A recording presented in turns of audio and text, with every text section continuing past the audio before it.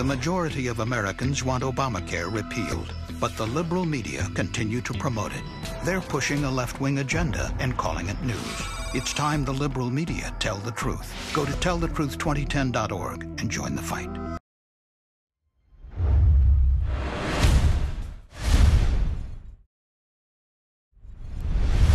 Good afternoon. It's Monday, November 22nd, 2010. I'm Eric Scheiner with Right Now on CNSNews.com.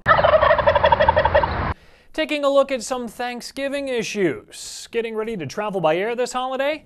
Airports could see even more disruptions because of a loosely organized internet boycott of full-body scans. The protest, National Opt-Out Day, is scheduled for Wednesday to coincide with the busiest travel day of the year. The body scanner boycott could mean more time consuming pat-downs. But would Secretary of State Hillary Rodham Clinton like one of those? But would you submit to one of these pat-downs? Not if I could avoid it. No, I mean, who would? There's lots more on airport security. We bring you coverage. Of course, many will be traveling by car this holiday, and there's been lots of talk about GM cars in Washington.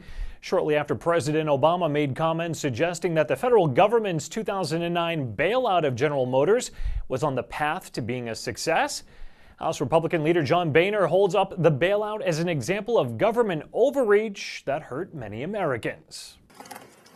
The government's reaction to General Motors and the bailout from the government, I think, could have been handled in a more orderly way by a bankruptcy judge without the heavy hand of the federal government in the midst of it.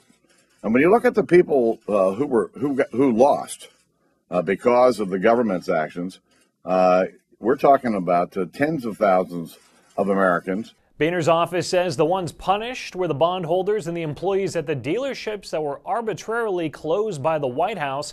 Dan Joseph has the details. The idea of a government-run healthcare system seems to be a turkey with most Americans. If you look at the polls, it seems President Barack Obama lost the national debate over government-run healthcare in the first 22 months of his presidency, even as he persuaded a Democrat-majority Congress to enact Obamacare. A new poll conducted right after voters removed Democrats from the majority in the House shows 61% of Americans say they would prefer a healthcare system based mostly on private insurance. Now, that's a significant difference from the numbers that were seen shortly after President Obama came into office. Terry Jeffrey's article has the poll details. Be sure you get stuffed with all the information. Fill your plate right now at cnsnews.com.